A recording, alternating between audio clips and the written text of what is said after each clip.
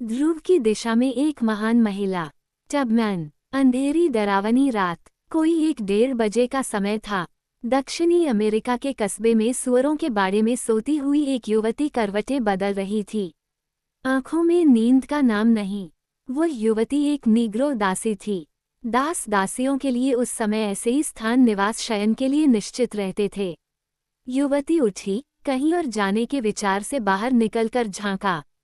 वो इस नारकीय यंत्रणा भरे दास जीवन से मरना अधिक अच्छा समझती थी। आसपास दूर तक कोई नहीं दिखाई दिया। आज दिन भर से उसके मन में यह उधेड़ बुन चल रही थी। अपने जीवन से जो पशुओं से भी गया गुजरा था उसे ऊब हो उठी थी और वह इसी उधेड़ बुन में लगी रही कि कहाँ जाया जाए। कोई ठौर ठिकाना दिखाई नहीं दिया। फिर भी निकलना तो था ही, सो वह चुपचाप बाड़े से बाहर निकल गई। अन्य दूसरे दास दासी तो इस जीवन के आदी बन चुके थे, परंतु इस विद्रोही महिला हैरियन टबमैन की आत्मा विद्रोह कर उठी। आखिर विद्रोह करती क्यों न? पीठ पर कोड़ों की मार से पड़े हुए लाल निशान रोज हरे हो जाते। उनसे खून छूने लगता। दर्द और पीड़ा से दुखती हुई रग रग और 24 घंटे कोल्हू के बैल की तरह काम में जुटे रहना। उसे श्रम और काम से कोई जी चोरी नहीं थी। अनुचित लगता था तो मालिकों का पशुवत नहीं, जड़ मशीन से भी किए जाने वाले व्यवहार से गया गुजरा आचरण। दूसरी ओर वह अपनी करुण कथा को सुना भी नहीं सकती थी। सुनाती भी तो इतना समय किसे था जो उस पर ध्यान देता। टबमैन के सामने कोई मंजिल नहीं थी, न कोई रास्ता। उसे तो केवल इस घृणित जीवन से निकलना था, फिर भले ही उसे मरना ही क्यों न पड़े। कहाँ जाए इसका विचार करते हुए उसने आकाश की ओर देखा। ध्रुव तारा काले आसमान में चमक रहा था। सोचा इसी दिशा में चला जाए। रास्ता जंगल से, आबादी और चालू रास्तों में तो हर कोई देख सकता है और उसे पकड़कर पुनः इसी आग में झोंक सकता है। अतः जंगल का रास्ता पकड़ा और वह चल पड़ी। पास में कुछ था जिसका सहारा हो, तो वह था ईश्वर विश्वास। वो कई दिनों तक चलती रही जंगलों ही जंगलों में। ध्रुव तारा, जंगली रास्ते और ईश्वर विश्वास, यही 3 आधार थे उसकी यात्रा के। कई दिनों तक उसे भूखा रहना पड़ा, खूंखार जानवरों का सामना करना पड़ा। भयभीत होकर उसने लौट चलने का निश्चय भी किया, परंतु वहां के जीवन के चित्र ने उसका निश्चय तोड़कर चूर चूर कर दिया। अंत में वह उत्तरी अमेरिका के एक नगर फिलाडेल्फिया पहुंची। वहां उसे स्वतंत्र वायुमंडल मिला। वह मेहनत करके जिंदगी बसर करने लगी। पहले की अपेक्षा वह अब ज्यादा सुखी थी, परंतु धीरे धीरे उसे अपना एकाकी सुख अखरने लगा। उसे अपने परिजनों की याद आने लगी। सोचा वे अभी भी उसी प्रकार का विभत्स जीवन व्यतीत कर रहे होंगे। उनकी ओर से निष्कष्ट रहकर अकेले ही सुखोपभोग करना एक निकृष्ट स्वार्थी तो है। यहाँ से हैरियट टबमैन के जीवन में महानता का समावेश होता है।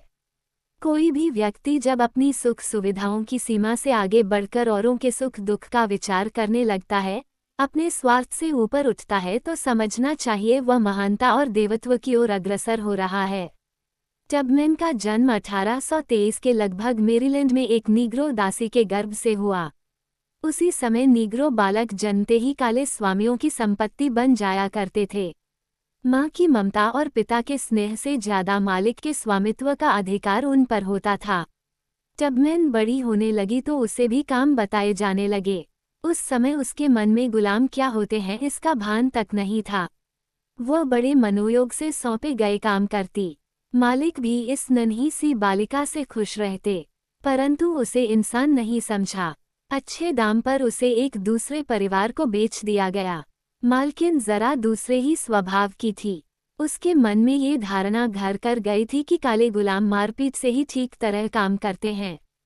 इधर टबमैन अपने नए स्वामी की सेवा के लिए प्रस्तुत हुई।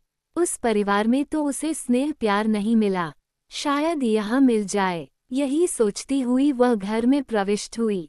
मालकिन के हाथ में हंटर था। टबमैन ने सोचा शायद उन्हें घुड़सवारी का शौक हो और किसी नौकर द्वारा लाए जाने वाले घोड़े की प्रतीक्षा हो। ये बात वो पूरी तरह सोच भी नहीं पाई थी कि तड़ातड़ 5-6 कोड़े उस पर पड़े। टबमैन बिलबिला उठी। लातों और घूंसों से तो वह कई बार पिट चुकी थी, परंतु हंटर की मार पड़ते ही वह तड़प उठी। उसे भगवान याद आया और वह सहिष्णु बनने का प्रयत्न करने लगी। शायद मालकिन के स्वभाव में अब सुधार आ जाए। इसी आशा के साथ वह काम करती रही, परंतु स्थिति में सुधार की संभावना ही नहीं दिखी। तभी उसने भाग जाने का फैसला किया। फिलाडेल्फिया में अपने परिजनों को स्वतंत्र और मुक्त वातावरण में बसाने के विचार से वह धन एकत्रित करने लगी। थोड़े बहुत साधन जुट जाने के बाद वह दास्ता के जीते जागते नरक मैरीलैंड पहुंची। कोई न पहचाने इसके लिए वेश बदल लिया। सबसे पहले वह अपने पति के पास पहुंची। उसे अपने साथ भाग चलने के लिए कहा, परंतु वह इनकार कर गया। साहस के अभाव में अनेक बार लोग कई अच्छे अवसर को भी जानबूझकर छोड़ देते हैं। टबमैन दूसरे दास दासियों से मिली जो इस प्रकार के नारकीय जीवन से उब चुके थे। वे चलने के लिए तैयार हो गए। अब गुलामों का एक बड़ा काफिला फिलाडेल्फिया की ओर रवाना हो गया। वहां इनके रहने और आजीविका के साधनों की व्यवस्था इस साहसी महिला ने की। अपने श्रम, ईमानदारी और लगन के कारण नीग्रो लोगों को हर कोई अच्छे वेतन और पारिश्रमिक पर नौकरी और मजदूरी पर रख लेता था। कुछ समय बाद टबमैन फिर मैरीलैंड गई। अब की बार भी कई दास दासी दक्षिणी अमेरिका से उत्तरी अमेरिका आए। 2 बार इस प्रकार घटी घटनाओं के कारण अमेरिका में हलचल सी मच गई। गोरे मालिकों में बड़ा रोष फैल गया। सभाएं होने लगीं और प्रस्ताव पास होने लगे। दासों का पलायन रोकने के लिए अमेरिका भर में कानून लागू कर दिए गए। उत्तरी और दक्षिणी अमेरिका में दासों की स्थिति एक समान कर दी गई।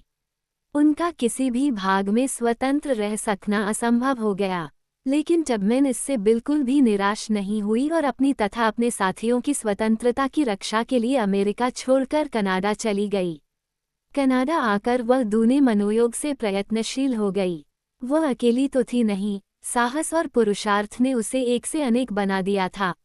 अपने साथियों को, अन्य दूसरे साथियों को मुक्त कराने के लिए स्वतंत्र दासों की उसने एक कक्षा लगाना आरंभ कर दी। भागे हुए गुलामों की वह नेत्री बन गई। उसका कार्य सुनियोजित ढंग से चलने लगा और दिनों दिन गुलाम भागकर मुक्त होने लगे।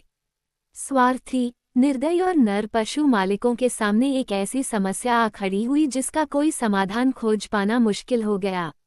निदान उन लोगों ने सोचा कि इस पलायन की जन्मदात्री हैरियट टबमैन को ही पकड़ लिया जाए तो दास विद्रोह की समस्या हल हो सकती है। इसके लिए योजनाएं बनाई गईं और षड्यंत्र रचे गए, परंतु टबमैन ने अपनी बुद्धिमत्ता, चातुर्य और साहस के बल पर उन सब कुचक्रों को विफल कर दिया। टबमैन के प्रयत्नों से खिन मालिकों और अनुप्रेरित गुलामों में संघर्ष होने लगे। इसी समय अमेरिका में गृह युद्ध छिड़ गया। स्थिति का लाभ उठाकर टबमैन ने हजारों दासों को मुक्त करा लिया और उनका एक संघ बनाया। कई गुप्त केंद्रों की स्थापना की जहां स्वतंत्र गुलामों को अपने साथियों को मुक्त कराने का प्रशिक्षण दिया जाता था। गृहयुद्ध समाप्त होने के बाद महारानी विक्टोरिया ने दास प्रथा को अवैध घोषित कर दिया। गुलामों में हर्ष की लहर दौड़ गई। इस घोषणा के लिए बधाई तो रानी विक्टोरिया को दी गई, परंतु श्रेय टबमैन को ही मिला। युद्ध के बाद अमेरिका में शीतला और पीले बुखार की महामारी फैली तो टबमैन ने पीड़ितों की सेवा में दिन रात एक कर दिया। उन्होंने एक नीग्रो स्काउट दल का गठन किया। गृहयुद्ध के समय इस स्काउट दल ने अद्भुत सेवा निष्ठा का परिचय दिया। टबमैन स्काउट दल के स्वयंसेवक गली गली, मोहल्ले मोहल्ले में बिखर गए।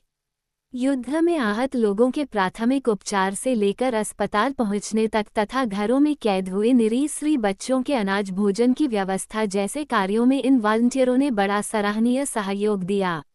जब गृहयुद्ध समाप्त हुआ और देश में शांति आई तो चारों ओर टबमैन और उनके स्वयंसेवकों की ख्याति फैल गई और उनकी प्रशंसा की जाने लगी। टबमैन ने अपने व्यक्तित्व को उच्च मानवीय स्तर तक ऊंचा उठा लिया था।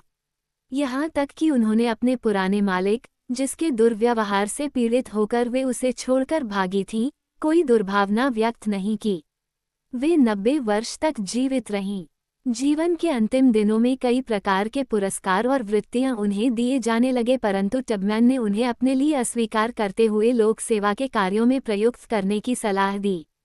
जिस ध्रुव तारे को अपनी दिशा बनाकर एक समय वे चली थीं, आगे चलकर नीग्रो लोगों के ही नहीं, समूची मानव जाति के इतिहास में उनका नाम ध्रुव की तरह चमक उठा। ये सब विवश किंतु साहसी, असहाय परंतु पुरुषार्थी व्यक्तित्व की ही देन है।